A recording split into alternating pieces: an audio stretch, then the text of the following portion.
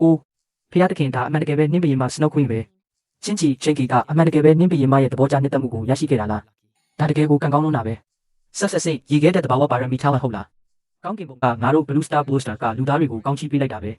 မြင့်မြတ်သောတေဇောအာနာကိုအနှင်းလိုက်ပြီးစွမ်းအားလွန်အစွမ်းများနိုးထလာပြီးဒီအခြားကဘာမှာစွမ်းအားလွန်အင်အားရဲ့မူလအရင်းမြစ်ကဒါလားကူလင်းယွမ်ငါတို့ရှန်မိသားစုကအတုံးမကျတဲ့အမိုက်တွေကိုမွေးမထားဘူးမင်းရဲ့ပါရမီကအရန်ညံ့ဖြစ်နေရင်အခုကစပြီးရှမ်းမိသားစုကနေမောင်းထုတ်ခံရမယ်မင်းညီမရဲ့အသက်ရှူအထောက်အကူပြုစက်ပစ္စည်းတွေကိုလည်းတင်စီသွားမယ်အေးပါတိပါပြီအခြားကဘာကူပြောင်းသူ transmigrants တွေကတော့တက်တောင့်တက်တာဘဝကိုပျော်စရာကြီးဖြတ်တန်းနေကြပေမဲ့ငါကြမှာစုံပြီးကပ်ပေးတင်နေတဲ့ကဘာတွေရောက်လာရတယ်သူများအိမ်မှာကက်ကူညီနေရတဲ့အပြင်အကျွေးတွေလည်းလေပင်းထိတင်နေတယ်ဒါလည်းမကသေးဘူးဒုက္ခိတမလှုပ်ရှားနိုင်တဲ့ညီမတစ်ယောက်လည်းရှိသေးတယ်ငါဘလို့စွမ်းအားမျိုးနိုးထလာမလဲဆိုတာမသိဘူးတက်ပြင်းအကယ်၍စွမ်းအားကအရန်အားနဲ့နေရင်အသက်သွေးကြောမဲ့တဲ့ရှမ်းချင်းရှိရှင်ခင်းနေစီဆိုတဲ့မိမမောင်းထုတ်တာကိုငါတကယ်ခံရတော့မှာမျိုးရိုးအပြင်ဘက်ကတောရိုင်းထဲမှာအသက်ရှင်ကြံရစ်ဖို့အတင်းကျပ်ရုန်းကန်ရတော့မယ်ဇွန်ဘီတွေတွေနဲ့ပြည့်နေနေတဲ့နေရာငါညီမလေးရဲ့စေဝါကူတာစရိတ်တွေလည်းပြတ်တောက်သွားတော့မယ်ပမောက်ခလီဒါဘလို့စွမ်းအားမျိုးလဲဘာလို့ဒီလောက်တောင်ကြောက်စရာကောင်းနေရတာလဲဒီလောက်ကြက်တိထဖွယ်ကောင်းတဲ့စွမ်းအားနှုတ်ထမှုမြင်ကွင်းမျိုးငါတခါမှမမြင်ဘူးသူစွမ်းအားအမျိုးအစားတစ်ခုကိုနှိုးထနေတာများလားသူ့အခြေအနေကိုအသာစီးရအောင်ပြောင်းလဲလိုက်ပြီးမဖြစ်နိုင်တာဟာလက်ဖက်အစစ်နဲ့ဒီလောက်အရှိန်ဟုန်ယူပြီးမှနောက်ဆုံးတော့အမိုက်ပဲထွက်လာတာပဲဂူလင်းယွန်းမင်းငါကိုရေရလုံးလို့တေအောင်တတ်မလို့လားဒါမှမင်းငါရဲ့အဆင့်လျက်စီးစွမ်းအားကိုစက်ခံနိုင်မှာမို့လို့လားအတုံးမကျတဲ့အရှက်မရှိသူခံတက်တကနေဒီလိုနှိမ့်ကျတဲ့အဆင့်ရှိတဲ့ပါရမီရှင်ထွက်လာနိုင်မယ်လို့မထင်ထားဘူးမျောလင့်ထားတဲ့အတိုင်းအမိုက်ကတော့အမိုက်ပါပဲဂူလင်းယွန်းမင်းရဲ့တေလူမျိုးပါဖြစ်နေတဲ့ညီမနဲ့အတူငါအိမ်ကနေချက်ချင်းထွက်သွားစမ်းနားမလဲတဲ့အငိမ့်စားမတုံးတွေဒါဟာတောင်းဝိညာဉ်လန်တော့ကွာဒီဇွန်ဘီကပ်ဘေးကဘာမှာညှင်းပယ်လို့မရတဲ့အထက်တန်းစားရှီဟောင်းလက်နက်ပဲအပြာရောင်ချိုပေါ်ကတန်းပေါင်းများစွာသောဇွန်ဘီတွေအပြင်ကျူးကျော်ဝင်ရောက်လာတဲ့ဇွန်ဘီကဘာကိုခုဒီအဆုံးမရှိတဲ့ဝိညာဉ်တွေဟာတောင်းဝိညာဉ်အလံတော်အတွက်အကောင်းဆုံးအာဟာရပဲငါရဲ့အလံတော်ပြည့်စုံသွားတဲ့အခါငါဟာစက်ကြဝဠာရဲ့စစ်မှန်သောဘုရားသခင်ဖြစ်လာလိမ့်မယ်ဂူလင်းယွမ်ငါတို့ရဲ့ဆေးဆက်ကြောင်းလမ်းမှုပြည့်ပြည့်သွားပြီးမင်းကိုမင်းချစ်စရာကောင်းနေထင်နေတာလားရင်ဘက်ကောတင်ပါကောပြတ်ချက်နေပြီးတော့မင်းမှာတတိရှိသေးတယ်ပေါ့တေမင်းကိုရှာနေတာပဲဂူလင်းယွမ်မင်းအသက်ရှင်ရတာညှင်းငွေ့နေပြီလားမင်းတို့အကုန်လုံးငါထက်ပိုတတ်ပါတယ်လို့တကယ်ယုံကြည်နေကြတာလားဘယ်သူမှမမြင်ဘူးတဲ့အမိုက်စင်စူပါစွမ်းအားနိုးထလာတာလေမင်းထက်ငါမတန်ပါဘူးလို့ပြောရဲတယ်ပေါ့အမိုက်အစ်စ်မကြုံစဘူးပဲဒါပေမဲ့အခြားဖြစ်နိုင်ခြေတစ်ခုရှိသေးတယ်မင်းကိုမင်းမကြုံစဘူးဖြစ်တည်မှုလို့မထင်နဲ့နော်အားလုံးပဲဒီ drone တွေကိုတိတ်ဆိတ်နေခိုင်းလိုက်လက်နက်အဖွဲ့အစည်းရဲ့ပံ့ပိုးမှုနဲ့ငါတို့မင်းတို့ကိုဇွန်ဘီတွေကိုချေမှုန်းဖို့ရှေ့တန်းစစ်မျက်နှာစီခေါ်ဆောင်သွားမယ်မင်းတို့စုဆောင်းရရှိထားတဲ့ဝိညာဉ်စပ်ပလင်းတွေကို drone တွေထဲမှာတင်စီထားပါတီးရတစ်စပ်ပလင်းဆိုရင်10 point တီးရ2ဆိုရင်100 point တီးရ3ဆိုရင်10,000 point မင်းတို့ရဲ့ရမှတ်ဟာအကဲဖြတ်မှုအတွက်တစ်ခုလေးသောစံနှုန်းပဲပွဲကြီးကနောက်ဆုံးတော့စတင်နေပြီတုံလို့ဖို့ပြင်ဆင်ထားကြအခြားကဘာမင်းတို့ရဲ့ချစ်လှစွာသောမိစ္ဆာချင်းချန်သူဘိုးဘိုးကြီးရောက်လာပြီးကူလင်းရွာအကဲဖြတ်ဆုံးဟာမင်းရဲ့တင်ကြိုင်ကိုဖြစ်လာလိမ့်မယ်ဒါကိုခံယူလိုက်တောက်ကျိုးနီးသူကဇွန်ဘီရဲ့ဝိညာဉ်စပလင်းကိုတိုက်ရိုက်ထုတ်ယူနေတာလားဒါကတောက်ဒီမိစ္ဆာတွေကတမိုင်းမှာအတန်မာဆုံးပဲတိုက်ပွဲမှာပူးပေါင်းရင်တော့ငါတို့အနေငယ်ကိုပဲထိန်းချုပ်နိုင်တယ်ငါရဲ့စိတ်ဆွမ်းရင်တွေကုန်ခါနီးနေပြီးမဟုတ်ရင်လူသားယဉ်ကျေးမှုဘာလို့ပြိုလဲသွားရမလဲတီးရတစုံဘီတကောင်ရဲ့ရုပ်ပိုင်းဆိုင်ရာစွမ်းရည်ဟာတာမန်လူတယောက်ထက်နှစ်ဆရှိတယ်အဆင့်မြင့်ဇွန်ဘီတွေဆိုရင်အမြောက်ကြီးစမ်းတွေကိုတောင်ကြက်ခံနိုင်တယ်S အဆင့်အထက်စွမ်းအားလုံးစွမ်းရည်တွေကသာလူသားယဉ်ကျေးမှုအတွက်မျှော်လင့်ချက်ပဲငါတို့တောင်ဒီလောက်ရုန်းကန်နေရတာအတုံးမကျတဲ့ကူလင်းရွယ်ဆိုတဲ့ကောင်ကတော့ထောက်တနေရာမှာပုံပြီးတုံးလုံးနေလောက်ပြီသူဇွန်ဘီတကောင်ကမှထိရဲမှာမဟုတ်ဘူးဒါဟာစူပါစွမ်းအားတွေကိုလင်းမြန်စွာအဆင့်တက်စေနိုင်တဲ့ယတနာပဲငါရဲ့ S အဆင့်စူပါစွမ်းအားနဲ့ဆိုရင်တနာရီမှာတစ်ခုတက်ဆင်နိုင်တဲ့ချင်းချီမင်းရဲ့ SSS အဆင့်စူပါစွမ်းအားကဘယ်လောက်ကြာမလဲ10 မိနစ်လောက်ပါပဲ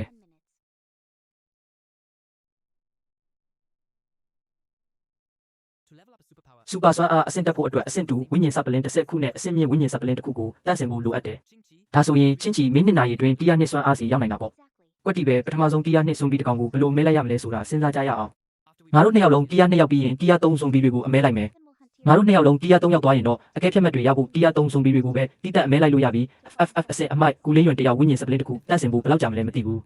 1ရက်လားသို့မဟုတ်2ရက်လား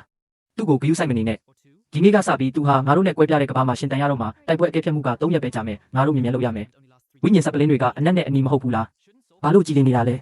ဒါကတန့်စင်ပြီးသားလားဝိညာဉ်စပလင်းတန့်စင်တာအချိန်ကြာကြီးယူရမယ်မဟုတ်ဘူးလားနောက်တစ်ခုစမ်းကြည့်ရအောင်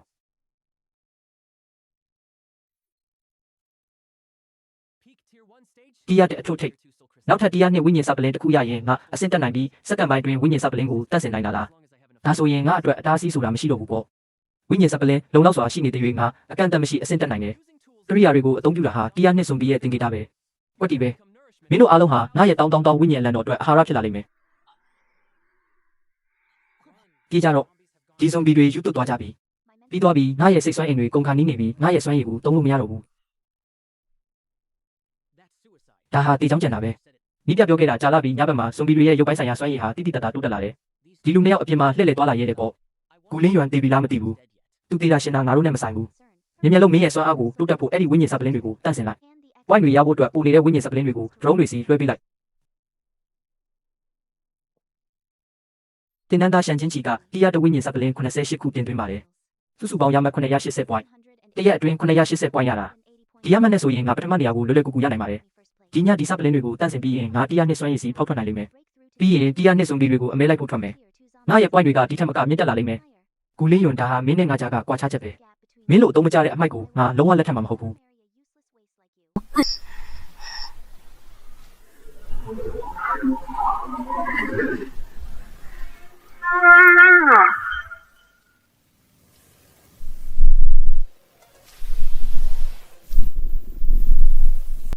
ခုဆိုတရားနှစ်အထုထက်ရောက်ပြီးနောက်ထပ်တရား3ဝိညာဉ်စပလင်းတစ်ခုရရင်ငါတရား3ကိုဖောက်ထွက်နိုင်ပြီးတရက်တည်းနဲ့အဆင့်3အထိရောက်တာ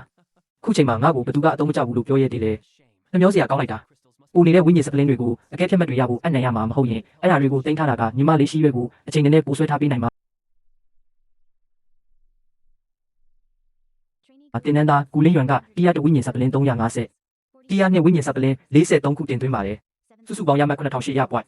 ကျန်းဖုံးတူရွက်ဝူယိုလီရှု SSS အဆင့်စွမ်းရည်နဲ့တကယ်ထိုက်တန်ပေတယ်ရှန်ချင်းချီရဲ့ရမှတ်ကစံချိန်တွေကိုချိုးဖျက်လိုက်ပြီ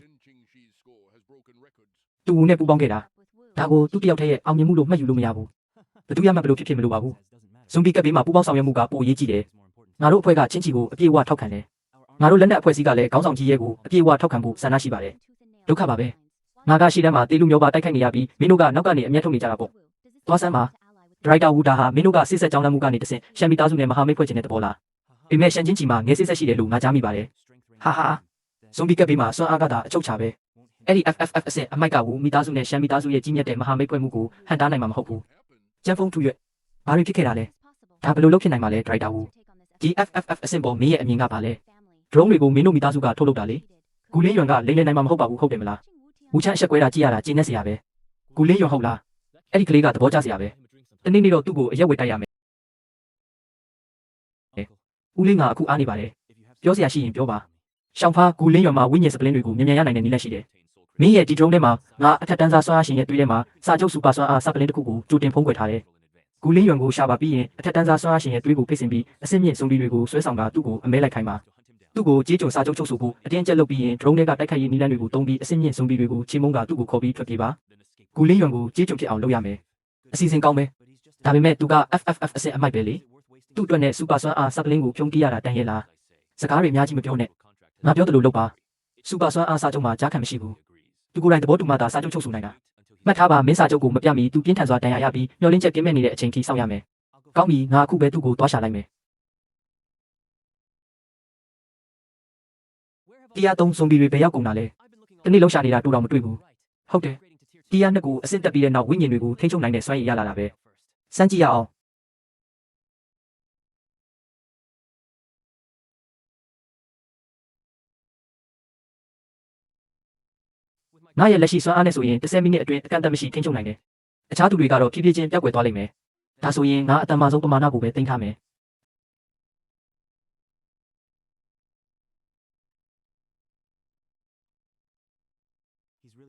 သူကတော့တင်မင်းကိုတကယ်ရှာနေတာပဲညဘက်ဟာဇွန်ဘီကပ်ပြီးမှအနေအများဆုံးအချိန်ဆိုတာ तू မသိဘူးလားမင်းဘယ်လိုတင်မလဲကြည့်ရအောင်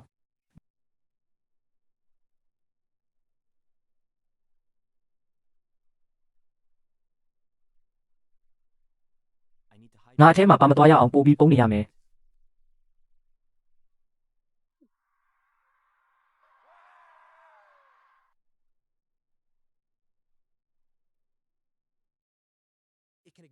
မြေပြင်နေထားကိုလျှို့ရှုနိုင်တဲ့အခဲဝတ္ထုတွေကိုဖျက်ဆီးနိုင်တယ်မစိုးဘူးဝူဖာဒါကမိစ္ဆာတွေလှည့်လေတာလားဒါငါအပြစ်မဟုတ်တော့ပါဘူး သူဒီမှာပုံနေမှန်ဘယ်သူသိမှာလဲစာချုပ်အခြေပြုစွမ်းအားတွေကိုတင်စီထားတဲ့စွမ်းအားစပလင်းသူဘာလုပ်ချင်နေတာလဲ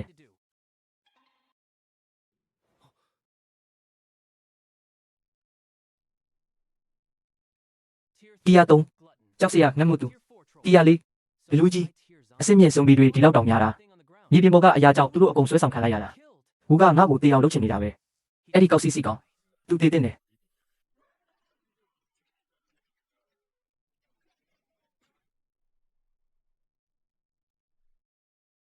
အခုပြေးရတော့မလားဒီဇွန်ဘီတွေကငါ့ကိုအာယုံဆိုင်မနေဘူးမပြေးခင်အမျက်ကြီးကြီးရအောင်ယူရမယ်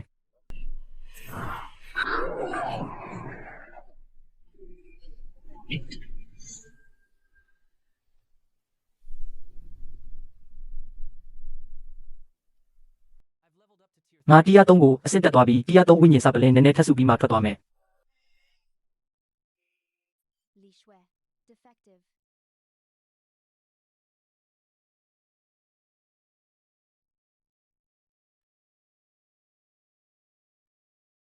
လီရှုချိုးရင်းချက်အကဲဖြတ် area မှာဇွန်ဘီတွေတောင်းကျမ်းနေတယ်ကူးစက်ခံထားရတဲ့အိမ်အောင်စုအများပြားတီးယာ4နဲ့အထက်ဇွန်ဘီတွေဟာအခြားနေရာကနေပိတ်ဆို့မှုကိုဖောက်ထွက်ပြီးဝင်လာကြတယ်ဘာဖြစ်တာလဲမသိဘူးဒါပေမဲ့တင်နန်းသားဝူနဲ့ကူလင်းရွံတို့ဟာဇွန်ဘီတောင်းကျမ်းမှုရဲ့ဗဟိုတစ်တဲမှာရောက်နေကြတယ်သူတို့အလွန်အန္တရာယ်များနေပြီဝူချမ်းဒါမင်းလက်ချက်ပဲအဲ့ဒီတင်နန်းသားတွေဘာမှမဖြစ်ပါစေနဲ့လို့ပဲမင်းဆူတောင်းထားလိုက်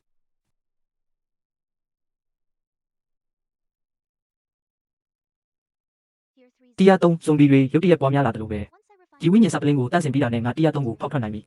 တီးယာ3ရောက်တာနဲ့တီးယာ3ဇွန်ဘီတွေကိုအမဲလိုက်မယ်ဒါဆိုရင်ငါ point မှာနံပါတ်1ဖြစ်လာမယ်ဘယ်သူမှမရှင်းနိုင်ဘူးဦးပဲရောက်သွားတာလေသူသာဒီမှာရှိရင်ဒီတီးယာ3ငတ်မို့သူဇွန်ဘီကိုတတ်တာဒီ area ကဇွန်ဘီတွေတောင်းကျမ်းနေတယ်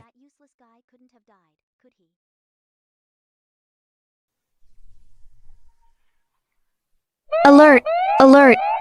Zombies in this area are rioting. တင်နန်းသားများအားလုံး drone များနောက်သို့လိုက်ပါ၍ချက်ချင်းဆုတ်ခွာကြပါထပ်မံအသိပေးပါသည်တင်နန်းသားများအားလုံး drone များနောက်သို့လိုက်ပါ၍ချက်ချင်းဆုတ်ခွာကြပါတောက်ဘာလို့အခုမှတောင်းကျမ်းရတာလဲအကဲဖြတ်ဆုံးဟာအနိတ်တန်းဇွန်ဘီတွေကိုအမဲလိုက်ဖို့အကောင်းဆုံးနေရာပဲအခြား area တွေကိုစစ်တပ်ကပိတ်ဆို့မထားဘူးအစစ်မြင့်ဇွန်ဘီတွေနဲ့တိုက်ရိုက်တိုးပြီးတစ်ချက်တည်းနဲ့တည်သွားနိုင်တယ်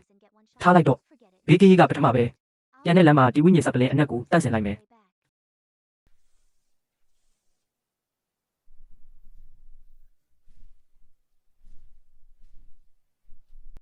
ငါထင်တဲ့အတိုင်းပါပဲရဲရင်သူတွေပဲကံကောင်းတာဒီတီးယာ4ဝိညာဉ်စပလင်းကိုတန့်စင်ပြီးရင်တီးယာ4ဇွန်ဘီတွေကိုအမဲလိုက်ရတာလွယ်ကူသွားပြီးရှန်ချင်းချီရော SSS အဆင့်စွမ်းအားရှင်လားသူတို့ငါချီတာကိုတော့မမိနိုင်တော့ဘူးတီးယာ4ရောက်သွားပြီးငါရဲ့စွမ်းရည်အသစ်တွေကိုစမ်းသပ်ရမယ့်အချိန်ပဲ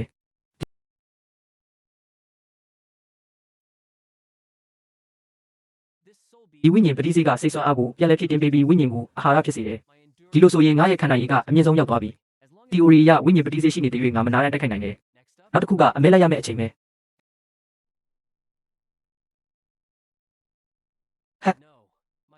ငါရဲ့ဝိညာဉ်စပလင်းဘာလို့ရုတ်တရက်အကဲဖြတ်မှုပြီးဆုံးသွားရတာလဲအကဲဖြတ်ဆုံးဟာမင်းအတွက်တည်တွင်းဖြစ်သွားပြီငါတို့အကဲဖြတ်မှုကိုပြန်လုပ်ခွင့်ရမလားငါရမက်က3ဖြစ်နေတော့မယ်မင်းရဲ့လက်ရှိရမက်ဟာမင်းရဲ့နောက်ဆုံးအကဲဖြတ်မှုရလက်ပဲတရက်တည်းဆိုပေမဲ့မင်းရဲ့စစ်မှန်တဲ့စွမ်းရည်ကိုထိန်းချုပ်ထားနိုင်စေပါပဲဒါဆိုဒီကလေးကဂူလင်းယွန်ပေါ့ကြည့်လို့မစိုးပါဘူးငါထက်80%လောက်ပဲရုပ်ဖြောင်းတာပါဘာလို့မျက်နှာပြက်နေတာလဲအကဲဖြတ်ချိန်မှာရင်းနှီးတဲ့အတန်းဖော်တည်သွားလို့လားမဟုတ်ပါဘူးသူငါ့ကိုအပြစ်တင်နေတာငါသူ့ကိုကဲတော့ကသူ့ရဲ့ဝိညာဉ်စပလင်းတွေကိုယူလိုက်လို့လေတုံးကငါလည်းမင်းလိုပါပဲမင်းကိုဒီလိုမြင်ရတာငါပို့ပြီးစိတ်သက်သာရစေတယ်ဟာဟာဟာဒီလိုပတ်စံမဲ့တဲ့စိတ်တက်ကမိသားစုတွေမှာစီးဆင်းနေတာပဲအင်းထွက်သွားစမ်းအင်တနီယာဂူလင်းယွန်19800 ပွိုင်ဂူလင်းယွန်မင်းကဘယ်လိုလုပ်အဆင့်တရနိုင်မှာလဲမင်းအတုံးမကြတာနဲ့ပဲအခြားသူတွေပါအတုံးမကြရမယ်လို့မဆိုလိုပါဘူးမင်းလားအဲ့ဒါအကုန်ပဲလို့ထင်နေတာလားသူ့အိတ်ကက်ထဲမှာဝိညာဉ်စပလင်းတွေဖုံးကွယ်ထားသေးတယ်မင်းဘာကိုဆိုလိုချင်တာလဲအကဲဖြတ်ဆုံးဆိုတာတပ်ဖွဲ့တွေကကုန်ကြစည်အမြောက်များနဲ့ဖန်တီးထားတဲ့အထူး area ပဲကိုယ်တိုင်တက်ဆင်ထားတာကလွယ်လို့ရရှိလာတဲ့ဝိညာဉ်စပလင်းအားလုံးကိုအနိုင်ရမယ်ဖုံးကွယ်ထားရင်ရမက်ကိုပြန်လည်တတ်မှတ်ပြီးအကဲဖြတ်ခွင့်ပဲဖြတ်ခံရမယ်ငါ့ကိုအခုပဲတက်လိုက်ပါတော့တင်နန်းသားဂူလင်းယွန်ကတီးယာ2ဝိညာဉ်စပလင်း88ခုနဲ့တီးယာ3ဝိညာဉ်စပလင်း15ခုအနံပါတယ်စုစုပေါင်းရမက်186,600 ပွိုင်170,000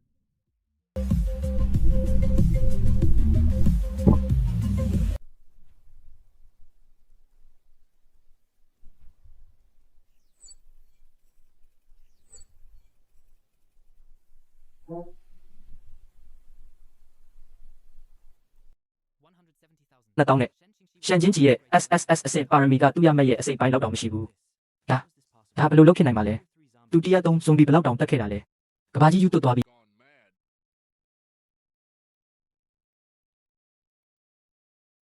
ီမဟုတ်ဘူးမဖြစ်နိုင်ဘူးမင်းလိမ်လေထားတာမင်းလုံးဝလိမ်လေထားတာခေါင်းဆောင်ကြီးကမင်းကိုကဲဖို့ဒီဇွန်ဘီတွေကိုတပ်ပေးခဲ့တာမဟုတ်လားမင်းကဝိညာဉ်စပလင်းတွေကိုကောက်ယူခဲ့ရုံပဲပါစက်ပိတ်ထားဆန်ခေါင်းဆောင်ကြီးကလိမ်လေမှုကိုဘယ်တော့မှလုပ်မှာမဟုတ်ဘူးဒါဆိုမင်းဘယ်လိုရှင်းပြမလဲကူလင်းရွမ်ဆိုတဲ့ FFF အဆင့်အမိုက်ကဒီလောက်များပြတဲ့ point တွေကိုဘယ်လိုရနိုင်မှာလဲဒါကူလင်းရွမ်ငါမင်းကိုစိန်ခေါ်တယ်ချင်းချီဒီစမ်းတက်မှုမှာလင်းရွမ်ကမင်းထက်အဆင့်မြင့်ရင်စိစက်ကြောင်းလမ်းမှုကိုဂုဏ်ပြုပြီးသူ့ကိုလက်ထပ်ရမယ်သူအဆင့်နဲ့ရင်တော့ဒီကိစ္စပြီးစီးသွားပြီငါရှန်ချင်းချီကဒီလိုအခချင်းဝင်မရှိတဲ့အမိုက်ကိုလုံးဝညှင်းဆန်တယ်ကူလင်းရွမ်မင်းရှုံးရင်လိမ်လေထားတာကိုဝန်ခံလိုက်မင်းရဲ့ point တွေကိုပယ်ဖျက်လိုက်မယ်မင်းနိုင်ရင်တော့မင်းမှာဒီလောက် point တွေရနိုင်တဲ့စွမ်းရည်ရှိကြောင်းငါအတိမပြုမယ်စိတ်မဝင်စားဘူးရဲဖုံးကူလူသားတွေရဲ့အတန်မာဆုံးဆိုတာလားဟာပတ်စံမတ်တဲ့ကက်စီနာကြီးပါငါရဲ့ဝိညာဉ်စပလင်းတွေတခုမှမကြမ်းတော့ဘူးဘာလဲမင်းကြောက်နေတာလား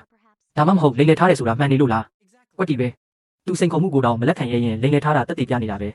ခေါင်းဆောင်ကြီးကိုယ်တိုင်ပါဝင်ခြင်းမရှိရင်တော့အခြားလက်ကွက်တစ်ခုခုတုံးထားတာဖြစ်ရမယ်လိမ်လေမှုပဲ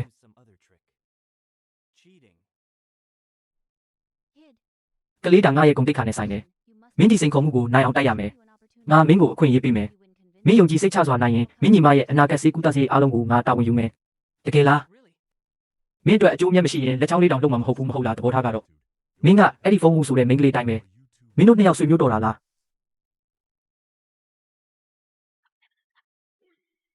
ငါအမှန်တိုင်းပဲပြောတာမင်းပြက်တသားနိုင်ရင်အပူစုလာမယ်ကောင်းပြီရှန်ချင်းချီမင်းရဲ့စိန်ခေါ်မှုကိုငါလက်ခံတယ်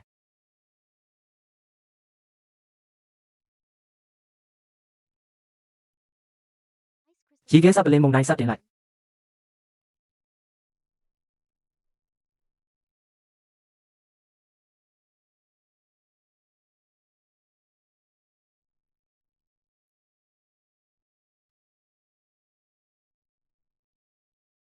တိုက်ပွဲမှာဖောက်ထွက်ခြင်း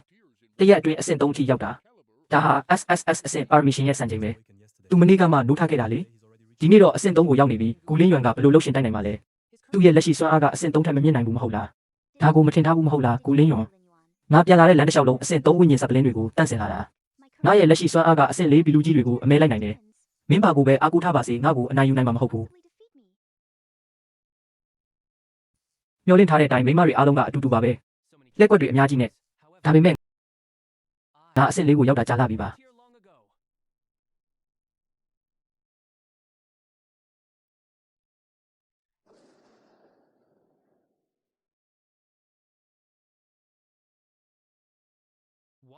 တရက်ထဲနဲ့အဆင့်4ကိုရောက်တာလားဒါမကြုံစဘူးပဲလုံးဝမကြုံစဘူးပဲဖျားတည်းသူ့ရဲ့စွမ်းအားက FFF အဆင့်မဟုတ်ဘူးလားဘာလို့ဒီလောက်မြန်မြန်တိုးတက်နေရတာလဲအာရမီအကဲဖြတ်မှုမှားယွင်းသွားတာများလားသူက FFF အဆင့်မဟုတ်ပဲ SSS ထက်ကျော်လွန်တဲ့အရာများလားမဖြစ်နိုင်တာမင်းတို့အသုံးမကျတဲ့အမိုက်ကငါ့ကိုကျော်လွန်ရဲတယ်ပေါ့မင်းအဆင့်4ရောက်တော့ရောဘာဖြစ်လဲငါမင်းကိုချိန်မုန်းနိုင်တော့မယ်ရေခဲရိုက်ခတ်မှုသူ့ကိုတက်လိုက်ကောင်းပါရဲ့ငတုံးမင်းကိုတက်ဖို့ငါအစွမ်းကုန်ထုတ်သုံးစရာတော့မလိုဘူးမိစ္ဆာအပတရားလှည့်လဲခြင်းထုတ်လွတ်လိုက်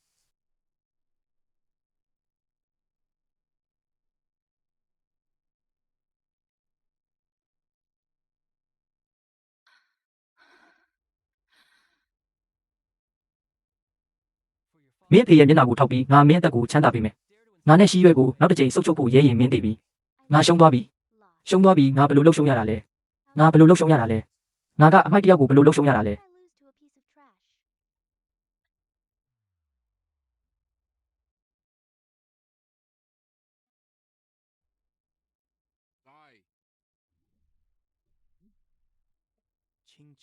ချင်းချီစိတ်အေးထားငါစိတ်အေးမထားနိုင်ဘူးဦးလေးဘူးငါအမိုက်တယောက်ကိုတကယ်ရှုံးသွားတာ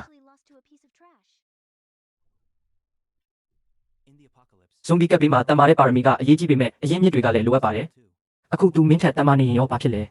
မင်းအဖေနဲ့ငါတို့ကမိသားစုရှိနေတဲ့၍မင်းအတွက်အရင်မြစ်တွေကိုရှာပေးနိုင်တယ်မင်းအဆင့်6ကိုဘေးကင်းစွာဖောက်ထွက်နိုင်အောင်ငါတို့ကူညီပေးနိုင်တယ်မင်းကိုအဆင့်9မြန်မြန်ရောက်အောင်ကူညီပေးဖို့ဆိုတာလည်းမဖြစ်နိုင်တာမဟုတ်ဘူးသူကတော့ရောသူကအဆင့်တက်ဖို့အတွက်ဇွန်ဘီအုပ်တွေနဲ့တက်လူတိုက်ခိုက်နေရတာမှန်တယ်ဦးလေးကမင်းပြောတာမှန်တယ်ငါမှငါအဖေရှိသေးတယ်ကူလင်းရော မင်းငါကိုဘယ်တော့မှကြောလုံးနိုင်မှာမဟုတ်ဘူးပြီးသွားပြီသူ့ရဲ့ SSS အဆင့်ပါရမီတောင်ဖြုံးတီးသွားပြီ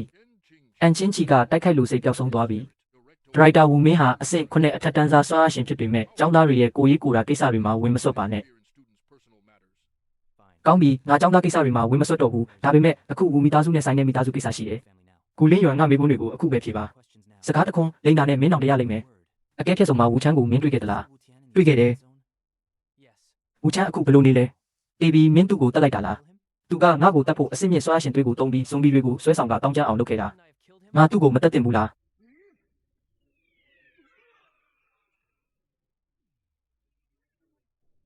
မင်းမှာဘာတတိရှိလို့လဲမင်းကငါ့ဝူမီသားစုရဲ့အမွေဆက်ခံသူကိုတက်ရဲတယ်ပေါ့ဝူမီသားစုမှာလူမရှိဘူးလို့မင်းထင်နေတာလားဝူချမ်းကကျောင်းတော်သားအချင်းချင်းကိုပုံကန်ခဲ့တာမင်းကလည်းသူ့ဦးလေးဖြစ်ပြီးအားနဲ့သူကိုအနိုင်ကျင့်နေတာတကယ်ကိုဥပဒေမရှိတယ်လို့ပဲဒရိုက်တာဝူဒါဟာပထမခံတက်ဆိုတာမမေ့ပါနဲ့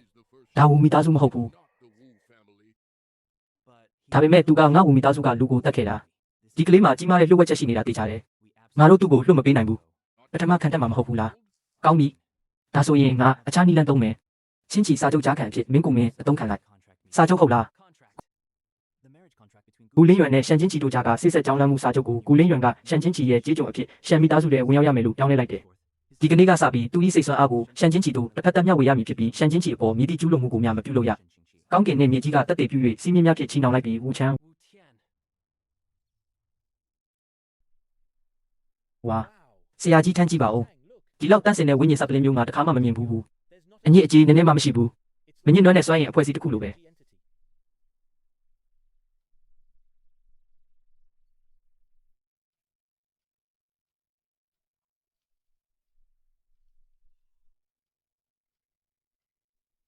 အမှန်တိုင်းပါပဲကျွန့်ကြံတဲ့ဝိညာဉ်တွေမရှိဘူးဒါဟာတန့်စင်တဲ့စွမ်းရင်ပဲအစင်တက်ဖို့ဝိညာဉ်စပလင်းတွေကိုမျိုးချရတာရဲ့အကြီးမားဆုံးစိန်ခေါ်မှုကသူတို့ထဲမှာရှိတဲ့ကျွန့်ကြံတဲ့ဝိညာဉ်တွေကိုတန့်စင်ဖို့ပဲတင့်တော်စွာမချေဖြတ်ပဲအတင်းကျပ်မျိုးချရင်အပြော့စားအကျိုးဆက်ကယူသွတ်သွားတာဖြစ်ပြီးအဆိုးဆုံးကတော့တတိလစ်ပြီးတက်ဖြတ်ရေးစက်ရုံဖြစ်သွားတာပဲ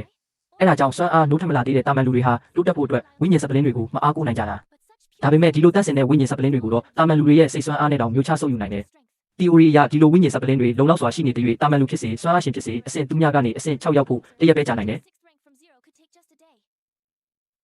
အဆင့်6ထိပဲရောက်နိုင်တာ။အဆင့်9အဆင့်ရောက်ဖို့ကတိုက်ခိုက်ရေးစွမ်းရည်ကိုကျွမ်းကျင်ဖို့နဲ့အဆင့်9ဝိညာဉ်စပလင်းတွေကိုတန့်စင်ပြီးဖောက်ထွက်ဖို့လိုအပ်တယ်။သို့မဟုတ်စိတ်ပိုင်းဆိုင်ရာပြိုလဲမှုကိုစွန့်စားပြီးအဆင့်9အရှင်ဝိညာဉ်စပလင်းကိုအတင်းကျပ်ပေါင်းဆက်ကအတုအယောင်အဆင့်9ဖြစ်လာရမယ်။အဆင့်6တင်လုံလောက်နေပါပြီ။အဆင့်6စွမ်းအားရှင်တွေရဲ့အခြေခံရည်အတွက်လုံလောက်စွာကြီးမားနေတဲ့အောက်ခြေဇွန်ဘီတွေဘလောက်ပဲများများငါတို့အတွက်လောင်စာဖြစ်လာမှာပဲ။ဒါကဘာကိုဆိုလိုတာလဲဆိုတာမင်းတဘောပေါက်ရလားဒါကရှီတန်းကငါတို့ရဲ့စစ်တေတွေနေရာမှာတာမန်လူတွေရဲ့အသက်တွေကိုစတေးစရာမလိုတော့ဘူးလို့အထိပ္ပယ်ရတယ်ဝိညာဉ်ခရစ်စတဲ့ဒါလုံလောက်ရှိရင်ငါတို့စစ်တက်မလို့ကိုတိမ်ပေါင်းများစွာတင်မကဘူးတန်ပေါင်းများစွာထိတောင်တိုးချက်လို့ရတယ်ဒါဟာအခြားကဘာကိုလူသားတွေပြန်လဲတိုက်စစ်ဆင်ဖို့အတွက်မျှော်လင့်ချက်ပဲပြောစမ်းဒီဝိညာဉ်ခရစ်စတယ်ကဘယ်ကရတာလဲဒါကိုအများပြားထုတ်လုပ်လို့ရနိုင်မလားဒါကူလင်းရွယ်လက်ချက်ပဲတင်တန်းသားကူလင်းရွယ်ရဲ့ drone ကနေအနံထားတဲ့ဝိညာဉ်စပလင်းတွေဟာအဆင့်တစ်နှစ်သို့မဟုတ်သုံးဖြစ်ပါစေအားလုံးဟာဒီလိုတန့်စင်တဲ့ဝိညာဉ်စပလင်းအမျိုးအစားတွေကြီးပဲပရိညင်ပြုလိုက်ပြီးကောင်းကင်နဲ့မြေကဘာကပါတက်တည်ပြုလိုက်ပြီးစီမင်းစည်းကမ်းတွေကချီနှောင်လိုက်ပြီးဒါမလွယ်ဘူးအခြေအနေမကောင်းတော့ဘူးဦးချမ်းကဂူလင်းရွံပေါ်မှာသူ့ရဲ့ပရိညင်စွမ်းရည်ကိုတုံးနေတာပဲသူတာကိုရိပ်မိသွားတာတော့မဖြစ်နိုင်ပါဘူးနော်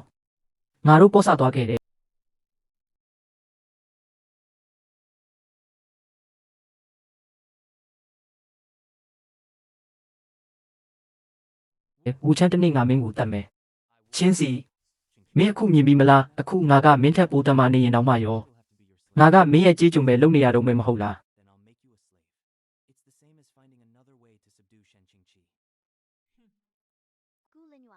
ကူလင်းရွံနောက်ဆုံးတော့မင်းငါကိုမရှင်းနိုင်ပါဘူးစာချုပ်မျိုးစားစွမ်းရည်တွေကိုပြုလုပ်ပြီးသွားရင်ပြန်ပြင်လို့မရတော့ဘူးတနေ့နေ့ကူလင်းရွံရဲ့စွမ်းအားကအရှင်ဦးချမ်းထက်ကျော်လွန်သွားရင်တော့တမျိုးပေါ့ကြေးကြုံတယောက်ကိုတိထက်ပိုပြီးတန်မာလာအောင်ဘယ်လိုလုပ်ခွင့်ပြုမှာလဲကူလင်းရွံကတော့ပြီးသွားပြီးဒီနေ့ကစပြီးသူဟာရှန်ချင်းချီရဲ့စွမ်းအားအရင်းမြစ်ပဲဖြစ်လာတော့မယ်အခြားနည်းလမ်းမရှိတော့ဘူးဒါဟာဇွန်ဘီကပ်ပေးပဲစွမ်းအားကသာအချုပ်ချပဲပါရမီဘလောက်ပဲတမပါစေအခြားသူတွေကမင်းရဲ့တိုးတက်မှုကိုတားဆီးနေရင်အသုံးမကျပါဘူးဆရာစာချုပ်ကိုဘယ်လိုဖျက်သိမ်းနိုင်မလဲသူကိုယ်တိုင်ဆန္ဒအလျောက်ဖျက်သိမ်းမှသို့မဟုတ်အစစ်မြေစာချုပ်မျိုးစားစွမ်းအားရှင်တယောက်ကိုရှာပြီးစွမ်းအားသုံးခိုင်းမှရမယ်စာချုပ်အမျိုးစားစွမ်းအားစပလင်းတစ်ခုနဲ့ရနိုင်မလား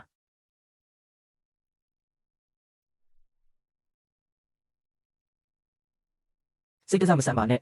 မင်းရဲ့စွမ်းအားကသူ့ထက်အများကြီးနှိမ့်ကျနေတာစာချုပ်ကိုဖျက်ဖို့စွမ်းအားစပလင်းကိုတုံးရင်မင်းရဲ့စိတ်စွမ်းအားကိုပြင်းထန်စွာထိခိုက်လိမ့်မယ်ထိခိုက်ယုံတင်လားစိတ်စွမ်းအားထိခိုက်မှုကပြန်ပြင်းလို့မရဘူးမင်းရဲ့စွမ်းအားကဒီမှာတင်ရက်တန့်သွားလိမ့်မယ်ငါကောင်းဆောင်ကြီးရဲ့နဲ့တက်မှုလေးတို့ကိုတောင်းပန်ပါမယ်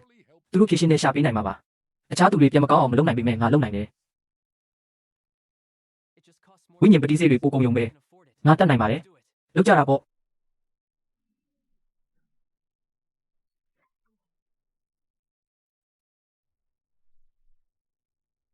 ရှန်ချင်းကြီးနဲ့စိတ်ဆက်ထားတာကိုပဲဖြတ်ချောင်းငါကျင်ရတယ်မင်းတိမ်မင်းကိုရှာနေတာလား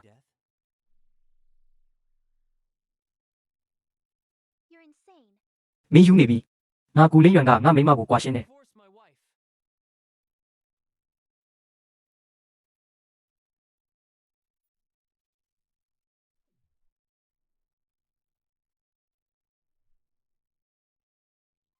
ကူလင်းရွံမင်းပါတတိရှိလို့လေမင်းဘယ်လိုလုပ်ရဲတာလဲငါ့ကိုကွာရှင်းတယ်ဟုတ်လားနှိမ့်ကြတဲ့အတော်ကြီးကတော့ငါ့ကိုစိန်ခေါ်ရဲတယ်ပေါ့သူ့ကိုငါသုံးလို့မရရင်သူ့ကိုတတ်လိုက်ဒီဇွန်ဘီကပ်ဘေးခင်မှာစွမ်းအားကသာအမှန်တရားပဲအဆင့်9ရှိတဲ့သူတွေကိုဘာလို့အရှင်သခင်လို့ခေါ်လဲမင်းသိသလားပြီးသွားပြီကူလင်းရွံကိုအဆင့်9အထက်တန်းစားစွမ်းအားရှင်ကပြစ်မှတ်ထားလိုက်ပြီးသူထွက်တော့မပြေးနိုင်တော့ဘူးအာနှမျောစရာကောင်းလိုက်တာသူ့ပါရမီဘလောက်ပဲတမပါစေမကြီးထွားသေးရင်ခံနိုင်မှာမဟုတ်ဘူးအရှင်ကသူ့ကိုတတ်ချင်နေတာဝူချမ်းမင်းကူလင်းရွံကိုအသေးတက်ရမှာလားဘာလို့လဲဆိုတော့ရှင်တွေရဲ့အောက်မှာအားလုံးဟာအတော်ကြီးတွေမို့လို့ပဲ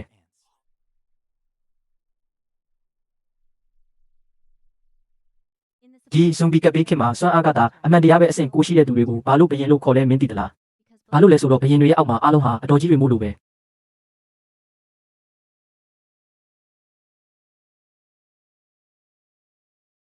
ဝူချမ်းကပထမခံတက်မှာတက်ဖြတ်ချင်နေတာမင်းငါတို့ရှေ့တန်းစစ်တပ်ကိုစစ်ကြေညာနေတာလားသူကအခုမှနိုးထလာတဲ့တင်နန်းသားတစ်ယောက်ပဲသူကမင်းတို့ရှေ့တန်းစစ်တီတွေထဲမှာမပါဘူးတိုင်ကတအုပ်တက်ဖွဲ့ပဲမှာလဲ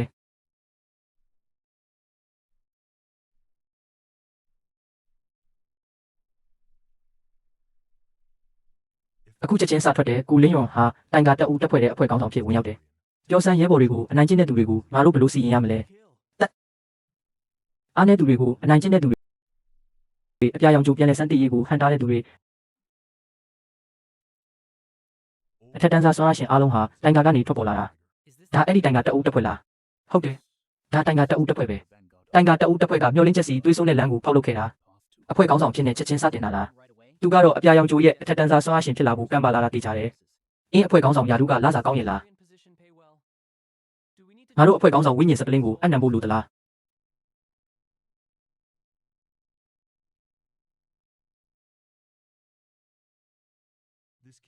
ဒီကလေးရဲ့စရိုက်ကနည်းနည်းစိတ်သက်စရာကောင်းတယ်ဖုန်းဦးမိန်းကလေးသူနဲ့မင်းဆွေမျိုးမတော်ဘူးလို့သိချရဲ့လားဟာဟာဟာထပ်ပြီးလှုပ်ရှားကြည့်စမ်းပါမင်းဦးချမ်းမင်းဘယ်လိုသိချင်လဲစဉ်းစားပြီးပြီလားငါကအပြာရောင်ကျုံမဟာမိတ်အကြီးအကဲကောင်စီရဲ့အဖွဲ့ဝင်တစ်ယောက်ပဲမင်းတို့ရှေ့တန်းစစ်တီတွေငါ့ကိုမတတ်နိုင်ဘူး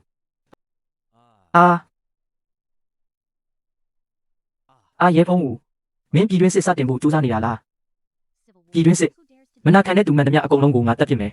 ဒီနေ့ကစပြီးလက်နက်အဖွဲ့အစည်းကထောက်ပံ့တဲ့လက်နက်နဲ့ကိရိယာတွေရဲ့ဈေးနှုန်းဟာ20%ကျဆင်းသွားမယ်ခေါင်းဆောင်ကြီးရဲ့အသက်ကိုချမ်းသာပေးပါကောင်းပြီမင်းကြရှုံးရင်မင်းကိုယ်တိုင်ဇွန်ဘီတွေကိုတွားကျွေးလို့ရတယ်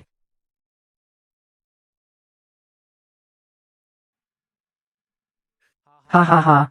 ဒါကအရှင်ရဲ့အဝတ်အစားတစ်လားတော့ရဲဖုံးဦးကတရင်ကြော်ကြတဲ့လူမျိုးတကယ်ကိုအုံနောက်မရှိတဲ့သူပဲ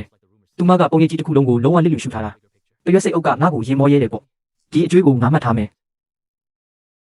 တမသူတွေကဘာကူမှမကြောက်ဘူးအမုန်းတရားကိုကိုယ်တိုင်ဖြေရှင်းရမယ်ငါသူ့ကိုဘာလို့မတတ်ခဲ့လဲမင်းနားတယ်တလား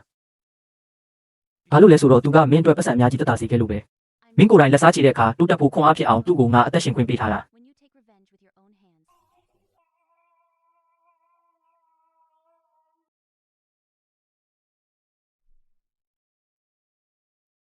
သူကမင်းကိုမဟုတ်မမှန်ဆွဆွဲဖို့ကြိုးစားနေတာသူ့ကိုပြန်ခေါ်သွားပြီးတင်းကျပ်စွာစောင့်ကြည့်ထားပါမင်းတို့ဘာလုပ်နေတာလဲငါကအဖွဲ့ကောင်းဆောင်တစ်ယောက်ပဲမင်းတို့ဘာတတိရှိလို့လဲအခုမှအဖွဲ့ကောင်းဆောင်ဖြစ်ချင်တာလားဟီဟီနောက်ကျသွားပြီးတိုက်ပွဲအကဲဖြတ်မှုမှာ190သူညပွိုင်းနောက်ဆုံးအချိန်ထိတိုက်ပွဲဝင်ဖို့တုံ့ပြန်မှုကိုခံယူဖို့ဆန္ဒရှိတယ်ပြီးတော့သူကမိမကိုကွာရှင်းနေတာင ငါတန်တာကြီးတစ်ခုထွက်ပေါ်လာတာကိုမြင်တွေ့နေရတယ်လို့ပဲခံစားနေစရာမလိုပါဘူးကိုလင်းရွံကတော့လူသားတွေရဲ့ထိတ်တန့်ဆွမ်းအားရှင်တွေကတယောက်အမှန်တကယ်ဖြစ်လာမှာပါ